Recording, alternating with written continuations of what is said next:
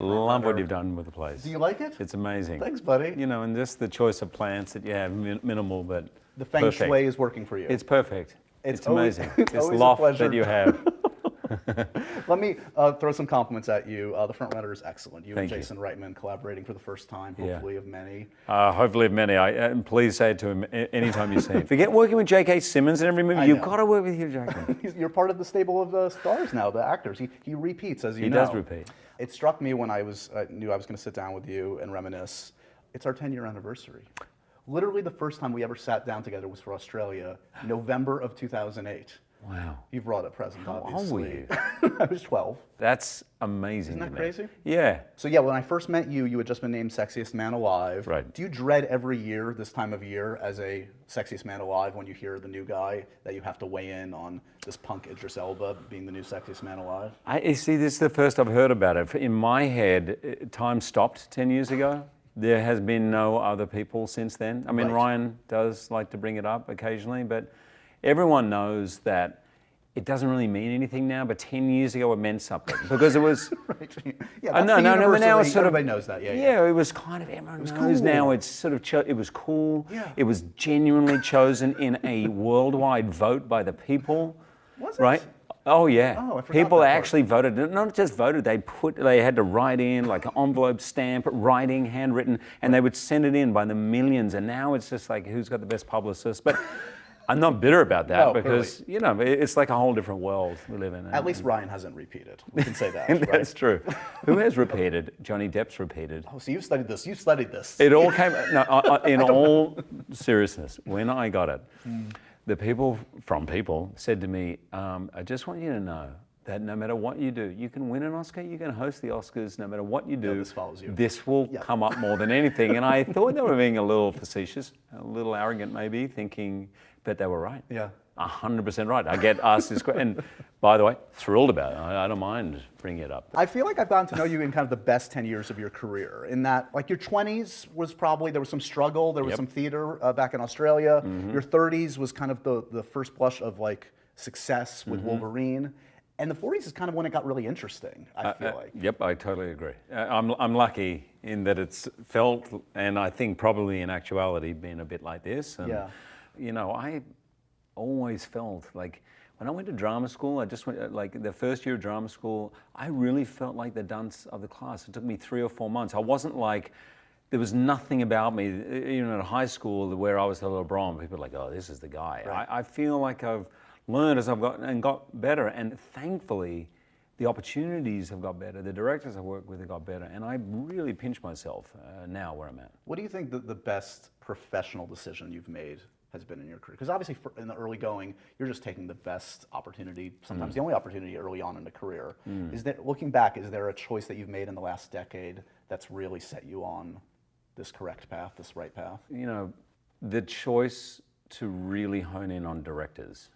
Yeah. And that was advice I got from Nicole Kidman, actually. And if you look what she's done and the variety of directors, but constantly seeking out independent filmmakers, new filmmakers, established filmmakers, commercial filmmakers. Yep. But she always, you can remember, this is a director business, right? Film is a director-led medium. So you need to know that your performance and your craft is in the hands of someone who gets it, who's not only going to get what you do, but is going to push you. So that was advice that I took to heart. But when you were saying that, the first thing that popped in my head was the very first commercial decision I ever made when I was 23. Okay.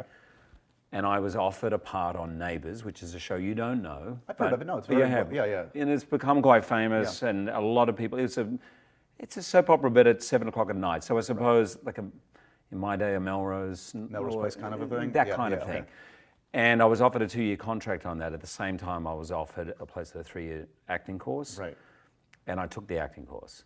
And I look back now and go, that was the turning point for me. Was that because you felt you still needed to hone your craft, or you were, I mean, I was aware that you learn a lot, like in being in a show like that, you certainly learn a lot about film acting, about working with people, about the demands of TV, about technique, all of that. And I'm sure that you get very comfortable with it, and it would have been helpful. Sure. But my thing was, I really want to go to the Royal Shakespeare Company in the National Theatre. I want to be on Broadway. Does 2 years on Neighbours make me feel internally Right. that when I turn up for that audition for whatever on Broadway, that I should be there. Right. Because I firmly believe, and I say this to young actors all the time, do whatever you got to do to internally feel like you deserve the job. Because if you walk into that audition, They sense the fear, they sense the trepidation. they do. Yeah. And for good reason, because if you're a producer or a director, as you know well, you want someone to take that weight off your shoulders. Right. No one's more nervous than the director or the producer, right? So they want the actor to walk in and for them to go, Yeah. They solved my problem. They here he figured is. it out. Yeah. Oh, thank God. And by the way, I'm not going to have to worry for the 94 days that he's on set. Yeah. No, but these other 96 people I've got to worry about. And that's what they want. Yeah. And you need to do, so you need to do your work, but you need to feel you belong and that you deserve it. And those 3 years gave me that. So jumping ahead to, you were mentioning directors that you've pursued and gravitated towards. We were saying Jason Reitman, first time you've collaborated with him. The Frontrunner is an amazing story, and it's a story that I know well because I was kind of like a weirdly, oddly political journalism junkie as a kid. And I remember 1987 and 88, Gary Hart was the Frontrunner at that time. What? Hang on. I'm still don't do the math, shocked don't do that the you math, were. don't do the Okay, math. I'm doing them. So that's interesting. What was your sense of Gary Hart at the time? Well, I do vividly remember that scandal, the monkey business, all of Right. it. And I wonder what a 12-year-old made of that, because it was probably one of the first times I even knew about infidelity and Right. what a scandal was. Yeah. But it was a first for all of us, I think. Yeah, for everybody, including the campaign team, you know. Right. I mean, that's what's so fascinating. So this film really marks a shift Yes. in many ways in terms of how politicians were covered and what was fair game. What do you make of that shift? I mean, this is very apropos to today, where we Absolutely. talk about the personal lives of our politicians. Right. Do you feel like it was a positive shift for mankind? Do you feel like this was the tipping point where it all went to hell, or Well, what? and I'm going to quote my character, Gary Hart, in his final sort of speech. He said, some things in public life are interesting, but that doesn't necessarily mean they're important. Right. And he understood that. He got that people kind of want to know the name of your dog and what's going on with the marriage. He'd been separated a couple of times, they're back together. You know, do you wear boxers or briefs? You know, of course, we loved it when Bill Clinton played saxophone on Arsenio Hall there. Right. You know, when Obama crushes the White House correspondence. You know, we love that as kind of cool and relatable and great. But is it important? Is it relevant? Right. And so this was the shifting sands at the time. You got Gary, who was a private person by nature, going from the most public position in the world, Right. and one of the most important positions, right, leader of the free world. And there was a poll at the time, and this is always stuck in my head, where 64% of the population felt that the media had gone too far, prying into Gary Hart's private life. Wow. And so you would think, oh, 64%, well, everyone's going to back off. But no, the train had left the station, and this is where the change. And I don't think Gary or his campaign team saw that coming. The other thing people forget and assume is that this scandal brought down Gary Hart. Gary left voluntarily. Right. So 3 months after he left, he was still polling at 40%. The next closest candidate was 16%. Right. So even despite people knowing this, he was up here. But he voluntarily said, I'm not going to be part of this. I need to protect my family. Every time I ask a question about Donna Rice or anything else, I'm talking about the mother of my relationship with the mother of my children. My children are adults, they're listening to this. And also, am I going to sully the political process forever? Not dissimilar to what is going on in the movie with Ben Bradley at the Washington Post. Yep. That's what's fascinating about the story. It's looking at this time where a bunch of humans, not just my character, all 20 characters, the stakes are high and they're grappling with never having been in that situation before and grappling with conscience and principle. You know? It also it shocked me when I was looking at this film in relation to other characters you've played in your career, in that I don't think you've ever played a real person. I mean, you've played P.T. Barnum, that's But not obviously a as- heightened kind of a thing anyway. Right, and not who was alive. Right, Who's going exactly. to see the movie. Exactly. So, Yeah. were you surprised at the pressure that put on your shoulders? I mean, Yeah. you must have known going in that there would be a different set of expectations and eyeballs, namely Gary Hart's. Right. on I mean, this there was one. pressure playing Wolverine, but no one has actually ever seen him. No, we know of. And I reached out to him a lot, and he never. So I'm not 100% sure if he is alive. I mean, I know everyone says he is, but Right. you know, Right. not sure. But in all seriousness, yeah, the pressure was high on this for many reasons. It's a real person, human being, still married, for 60 years. I met him and his wife, spent time with them, stayed in their house, spent time with their children, and this is the worst 3 weeks of their life, right? So it's never going to be easy, even if we completely nail it, right? It's going to be hard.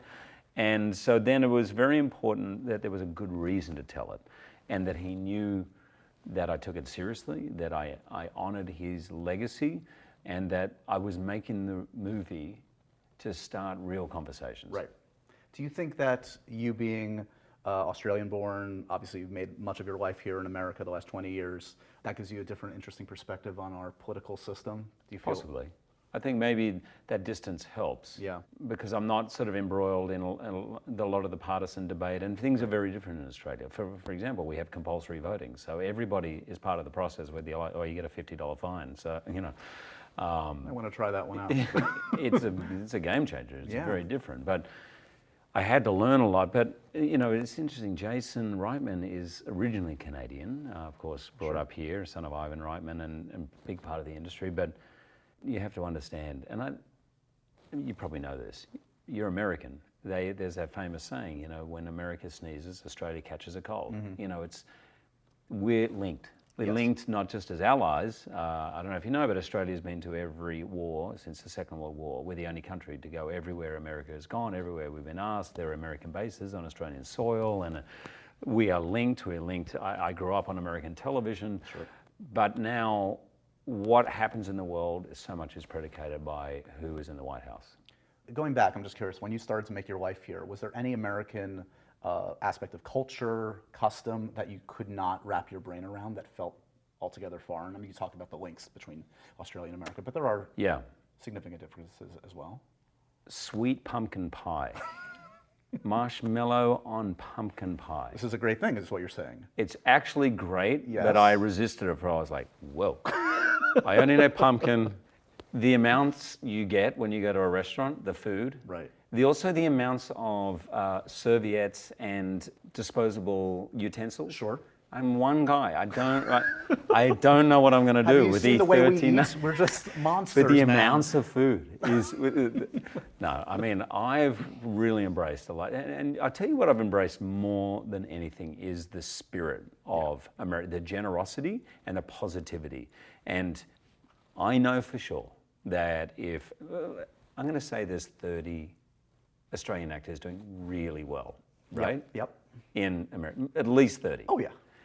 I doubt Australia would allow 3 American actors to come in with Australian accents and take the plum jobs. But not only here is it allowed, you get "You're great, man, you're doing, I love what you're doing." And it constantly amazes me.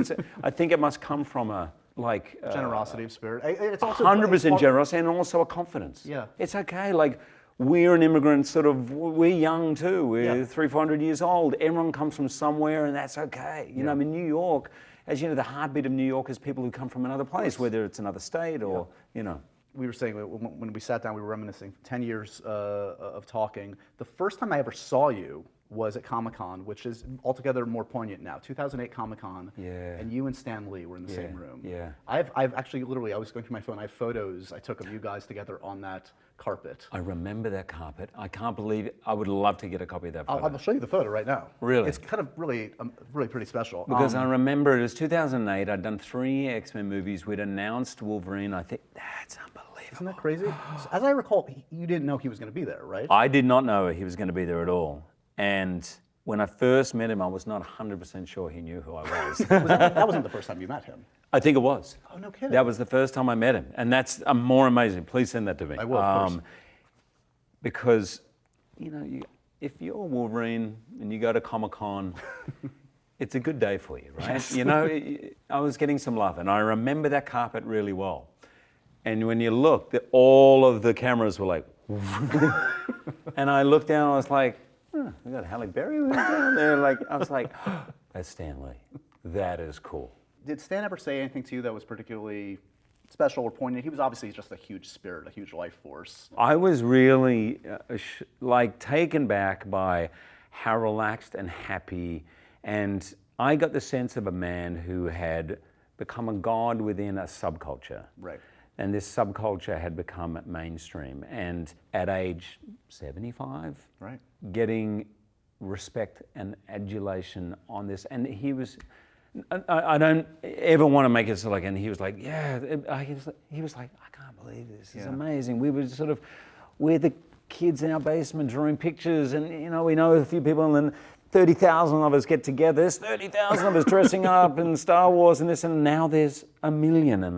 Yeah. And all of a sudden, everyone's courting them. Movie studios, everybody was courting them, and it was, you just got the sense of here's a kid in the candy store who still loves what he does. He's like a kid. Yeah. And he was just really warm, and hey man, like he would turn up to do all those cameos. Yep.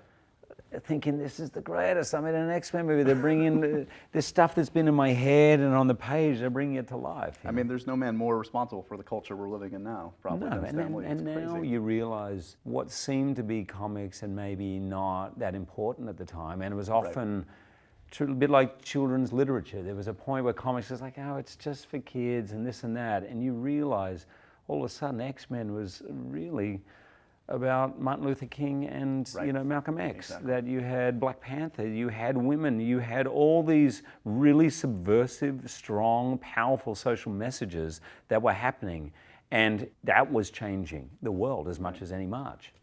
You couldn't have gone out on a better note, obviously, than you did in collaboration with James Mangold. Oh, thanks. I mean, unbelievable performance, an unbelievable film. That being said, and this is not coming from me, Ryan Reynolds will not shut up about this. Every time I see him, every time he talks to anybody.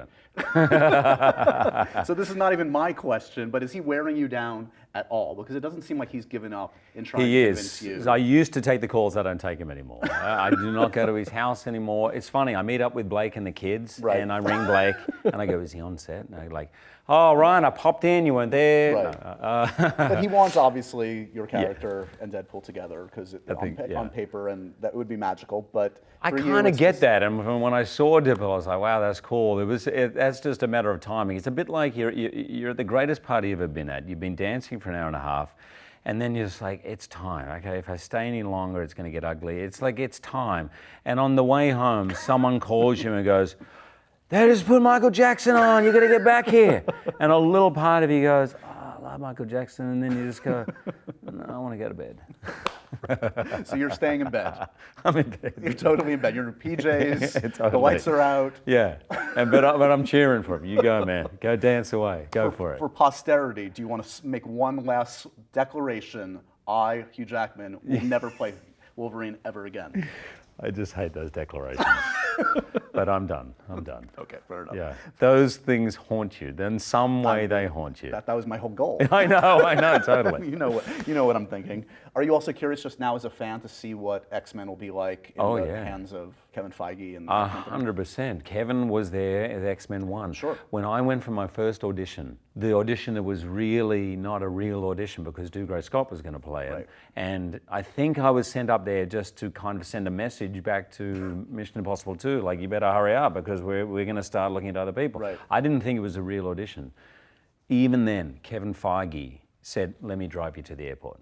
I said, dude, you don't have to drive me to the airport. Like, I was kind of saying, it's okay, man, I know I'm not getting the part. And he said, no. And not only that, on the way, he says, come on, let's just grab a bite to eat. And we just sat, and him, Tom DeSanto, and myself had dinner. And in my head, I was just going, you're a good guy. And when I got the part, I remember going into his office, wall-to-wall comic books. And by the way, comic books were banned on the set.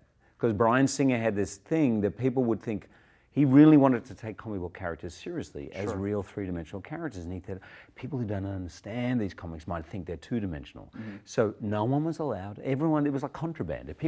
I'd never read X-Men, so people just slipped under my door. I'm having a look, I'm reading these things.